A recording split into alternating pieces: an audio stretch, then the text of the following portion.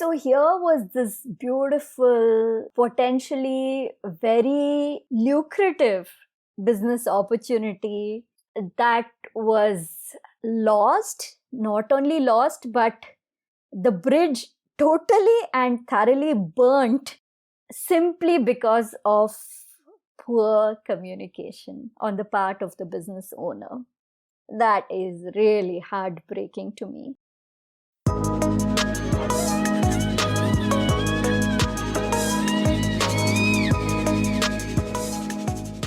Hello, hello, hello. Welcome back to the Feel Good Factor. I'm Susmita Veganosaurus, and I'm so glad you could join me here today.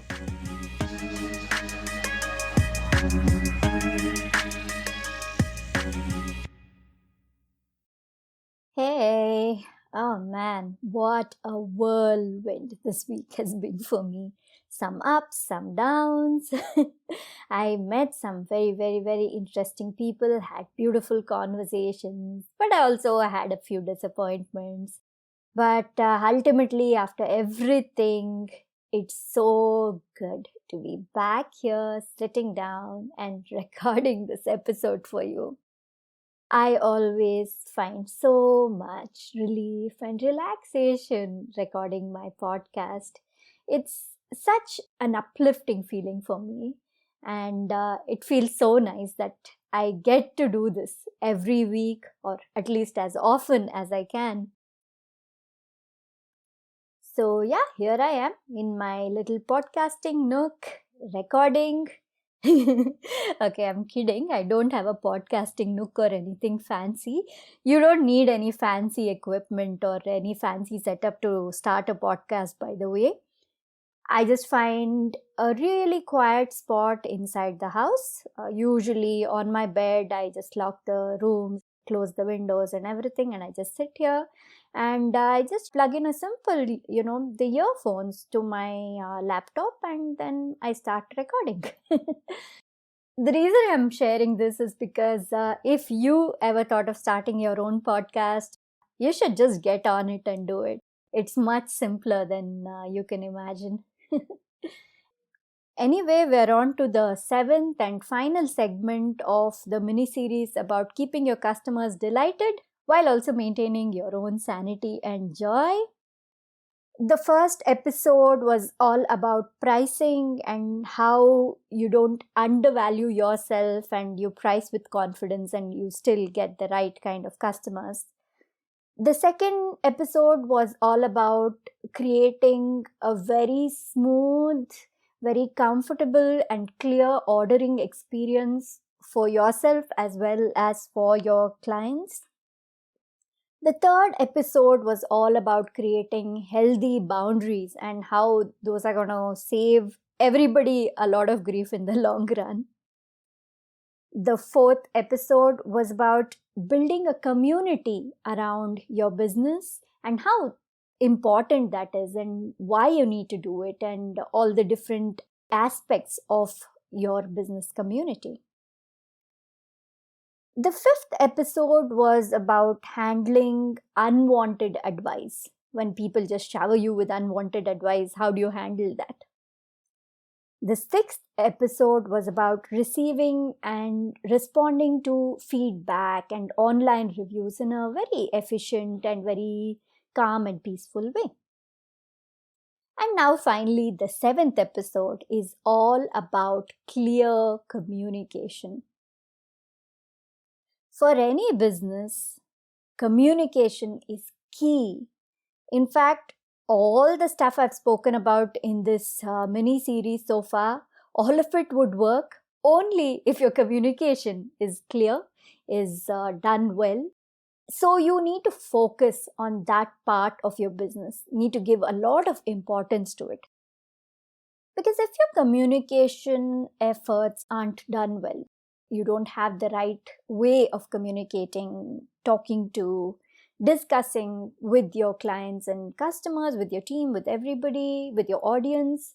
If that is not clear, if that is not done well, then a lot of all your other effort, the effort you put into building your business, into creating those fantastic products and services to building those relationships with your community, all of it can go to waste.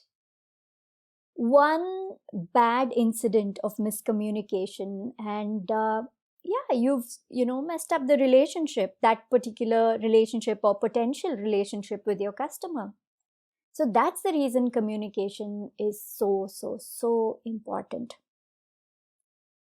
Of course, as I've mentioned before, clarity and transparency from the outset, right from the beginning, is very important. You need to be upfront with as many relevant details as you can. Relevant though. And that will cut down the amount of time you spend in active communication. So that's also important, reducing the amount of time that you're actively communicating with your customers, because that's a lot of work. And if you're going to repeat the same thing over and over and over again, you won't be in that state of mind to actually, when the conversation has to happen, you won't be in the right mindset to do it. You might get annoyed or irritated because you're just repeatedly responding to the same things. So that's why it's important to cut it down. And if you listen to the first 2 episodes on this mini series, you'll know how to do that, how to cut it down, how to make sure that right from the get-go everything is clear and upfront. The second thing is keeping your promises and commitments. So be very careful with your words. What are you promising your customers? What are you committing to? You don't have to commit to anything that you don't want to. But once you do commit, once you do make that promise, make sure to live up to it. I'll tell you an example. There was a person I used to order from. I loved this little business, and I would promote them quite a bit on my social media too. I did love their food, their concept, and the whole idea behind their business was so good. It was very, very noble. They cared about feeding clean, vegan obviously, and healthy food to their customers. They went above and beyond as far as their basic consciousness was concerned. I ordered this one particular dessert. The first time I had tasted it, I was in love with it. It was so delicious, and it didn't even taste like it was as healthy as it was. And I absolutely loved it, all of it, the simplicity, the taste, the flavor, and the way it made me feel afterwards, the feeling in the stomach, all of it. So once I tasted it, I decided after a couple of months that I wanted to order it in a little bit of a bigger quantity, in a bulk quantity. And I placed the order and I said, can you make this for me on special order in a larger quantity? And I got it made. And not only did I get it made, but even the day before I got it, I was promoting it on social media saying, hey, I'm ordering this in bulk quantity. So if you all want, you should do it too. And it's such a delicious dessert. And, I was very, very enthusiastic about it. And I was really looking forward to it. But when the dessert did come, it was extremely disappointing. And that was so sad. They hadn't used the same ingredients. They had switched a few things around based on availability or I don't know what. But, that lack of consistency was disappointing because the perfection, the creaminess, that texture and the taste of that first time was just not there this next time when I ordered in bulk. And I figured out what the problem was. It was a banana-based dessert, and instead of using one variety of banana, they had used a completely different variety, which is not conducive to cooking. It doesn't work well in cooked dishes. And they had also used a higher quantity of sweetener. So I knew precisely what the problem was. So I called up the owner. I knew them well, and I told them, hey, this was kind of disappointing and, I didn't like it at all. I could barely eat it. The bananas were hard and they had turned sour even though they were ripe. And, the whole dessert experience was so bad. I'm really sad about this. So the owner said, oh, these bananas were available, the others weren't. So I just used them and they were very ripe. I don't know why it had turned sour. I don't understand. And they weren't very apologetic about it.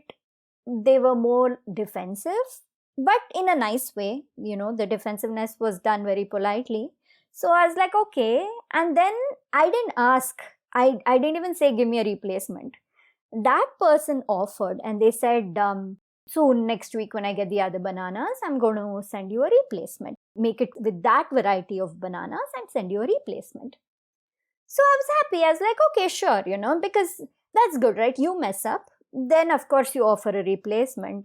A replacement, of course, is always a better option than a refund, because with a refund, it just gets closed there and really nobody's happy. But with a replacement, a person gets to enjoy what they originally wanted, because that's what your customer wants, right? They wanted to have that product. That is why they ordered it. So a refund is not going to make them happy because they never got the product. But when you offer a replacement, then there is that opportunity to satisfy your customer. We would do this at the restaurant too. In case there was some mess up from our end, we would always send a replacement to the customers, and then they would always be happy and satisfied. So here I was expecting this replacement to come soon, and I was waiting around for it. But I never heard back from the owner of the business. Like, they promised me this replacement and they just happily forgot about it. That's it. And because I had a prior relationship, this relationship I had with the owners was beyond just a business relationship, I felt awkward to remind them or ask them and say, hey, you said you'll send the replacement. Why didn't you? So I let it go. But even though I let it go, this was something that did annoy me, at the back of my head, it annoyed me. And later, of course, I continued to have good experiences with them, because until this one experience, up to that point, the rest of it was really good, right? So I continued to have it. But the way I felt about them had changed by then. The enthusiasm with which I was promoting them had changed by then. Because in my head, I'm like, oh, my audience is important to me, and whatever I promote has to be legit. Like, they have to like it too. So it has to benefit the business as well as my audience. So I've promoted this dessert, and then it was so disappointing. And then, they offered me a replacement and I didn't even get it. It was totally forgotten. So when that happened, the next time, before I could recommend them, I would think twice, because I'm like, I don't want someone else to have that experience with them. That's not a very nice thing. So yeah, your communication, when you make a promise, keep it. Stick to that promise. Value your words. Value what you say. Valuing your promises and your words is as important as valuing yourself and your own products. Another part of communicating well is about how you respond to messages, how you respond to feedback. I've spoken about, handling feedback, handling reviews, all of that before, but I want to focus on the communication aspect of it, the ongoing communication aspect of it now. Say somebody has ordered something from you and they're not very happy about it, or they want a few changes and they would be happy about it, right? A few tweaks. They write to you saying, this works for me, but this doesn't. Now, it's very important not to bring your ego into this, not to feel hurt or angry just because somebody is pointing a certain change that you could make, which would make it much more easy for them to keep on ordering from you, keep on giving you more business. First, listen very well. Usually these days, communication happens over texting or emails more than the phone, right? So read and reread a couple of times and understand where they're coming from. A lot of miscommunication happens over written words, because you don't know the tone of a person, you're just reading the words. So don't jump to the conclusion that the person's just complaining or you're being criticized outright. Instead, contemplate what they're asking and then figure out, is this something you can do? Is this something you can oblige? And think about, the person themselves, the person who's communicating with you. If they're new, you don't know much about them. If they're not, think about what past experiences you've had with them, and then, you can communicate accordingly. But if it's a new person in particular, then give them the benefit of the doubt. Whatever they say, at least to start with, you be open and think like, maybe this is something that's going to help me get business not only from this person, but also it might make it easier for others or make the experience better for others too. People who may not have told me that this is an issue and who would have just stopped ordering from me, right? There are plenty of people who do that. They have an experience with you. There's some things they are not happy with, some things they are, but the things that they're not happy with, they're like, okay, that's enough to make them stop ordering from you or stop giving you repeated business. But here is a person who is very honestly and openly explaining exactly what the issue is and how things can be tweaked in such a way that it would help them order from you more. So in that case, think about what kind of a compromise can be arrived at. Is it something you can change? Is it possible for you? Now, if it isn't possible, then you can very sweetly communicate to them, saying that, hey, this is not really possible for us to do. I'm sorry, it's not working for you. If we do change things, we'll let you know. Or maybe we can come to some other understanding in the future when we are able to make this happen for you. Don't try to justify or get defensive. You need to communicate well and close the loop as quickly as possible. One thing that is very important to remember is that when you're texting, a lot of things are lost in translation, especially if it's in a language that you're not super comfortable with. Like here in India, many people may not be very good with English. Though with texting and stuff like that, people are using English to discuss. The communication skills may not be that great. If that is the case, then don't respond with texting, because your words may end up sounding rude or come across as rough if you don't think very well and if you don't respond very clearly. If something escalates, then request a call and then talk to the person, hear them out, and then you be clear about what you can do, what you can't do, and how you can tweak things for them if that's possible at all. So be very careful about this, because again, I've seen relationships get spoiled unnecessarily. There was this other business. The business is somebody I was ordering from, plus somebody else also was ordering, and then I heard this from them, where they asked for a certain change, saying, hey, all this is good, but I would prefer this. So can you make that happen? It was a small change. It was not a very big deal. But unfortunately, the business owners made a very big deal of it. I saw the screenshots of the text messages, and the customer had communicated quite politely and very, very clearly exactly what they want. But the business owners who weren't very good with English had responded quite rudely. They were being so defensive again and again. And even once this person stopped, they said, okay, fine, leave it. That person kept going on and on, trying to justify. The worst thing you do is treat your customers like crap. That's the worst thing you can do, right? Now, just because they are asking for a particular tweak, you shouldn't be making them feel like somehow it's their shortcoming.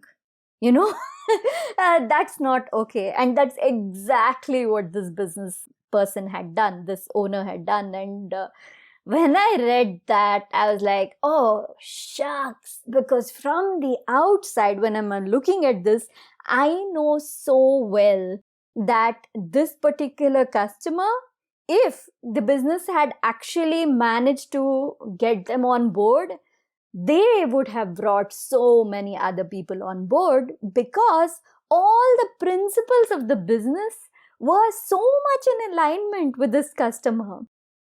And it was such a sad waste of things. And, in fact, at that point of time, I was like wishing this business owner was one of my coaching clients.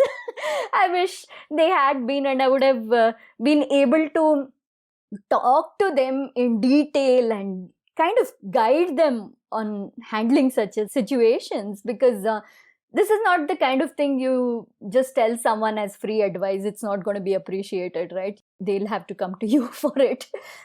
So I was really wishing that. So here was this beautiful, potentially very lucrative business opportunity that was lost. Not only lost, but the bridge totally and thoroughly burnt, simply because of poor communication on the part of the business owner.